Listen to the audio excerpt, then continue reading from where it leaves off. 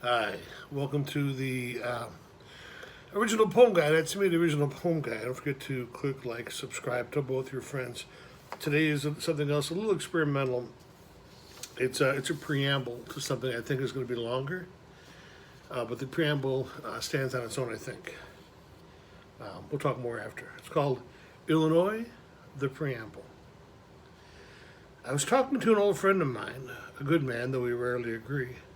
I chided him about moving to Texas. Of all places, Texas, for the love of peace. My neighborhood was beat to shit, he said. They did it again this weekend. I moved here today. I had to go. You're too smart for that state, he said. Thank you. My roots go very deep here. My roots go deep into the earth. He told me it was time for him to uproot himself, and he named his reasons. He invoked everything that is foul in this state, and his list was not wrong. I know our system of government and our politicians are profoundly crooked. Political corruption was born in Illinois. So was I, although on separate days. So I wrote two lists on the back of my Cook County birth certificate. Why do I live in Illinois? Why should I leave my home in Illinois? The live here list is long and strong and robust and full of love. The leave here list is full of external issues that exist everywhere. Let's look at both of our lists together and be objective, he told me. I cannot be objective in the ways of love. That is a fool's errand.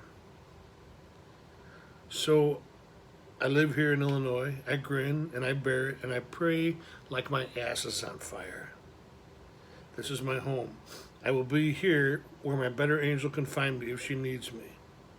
Wherever you go, political corruption flourishes like the ivy at Wrigley.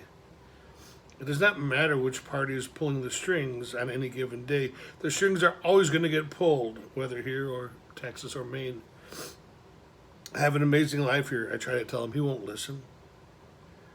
I have connections and concrete and all the love in the world. I have beef sandwiches and the White Sox on the lakefront. I have an epic backyard with Sandberg's sky-high wildflowers. Most importantly, I have a nest in case my friends or family lose theirs.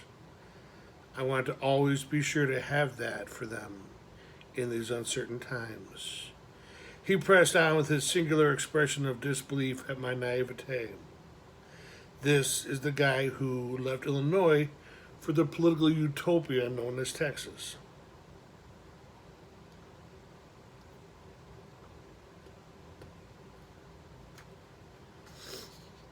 His uninformed observation was wrapped up in arrogance and a fragile ego.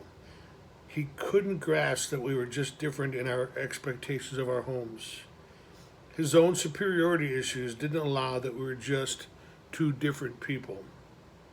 Finally, I said these words to him, and I was reminded quickly why I am who I am. You don't understand my frame of reference. This is the hallmark of your ignorance. You seem to think you're the smarter than everyone else, and you alone hold the answers. If you think corruption doesn't blossom shamelessly in every city in this country, you're the one who needs to wake up and begin reconditioning your little mind. He called me a product of my environment, as if anyone were anything else. I am a product of my environment. My choice to be here is not a blind choice.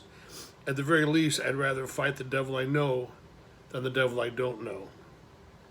I understand people are leaving Illinois at an alarming rate. That is not my story. I am staying here for my reasons. I don't need your approval. I stopped talking when I noticed I was writing a poem to Illinois. Your poems don't stop destruction of our city, he told me. They do. They have power. Otherwise, what's the point? This is my home for my reasons. I thanked him for writing the conclusion to the beginning of the poem. That was Illinois, a preamble, and thanks. And Have a wonderful day. Write a poem. Write 2 poems. It's the weekend. It's the weekend. Write a bunch of poems. Let's get the revolution rolling.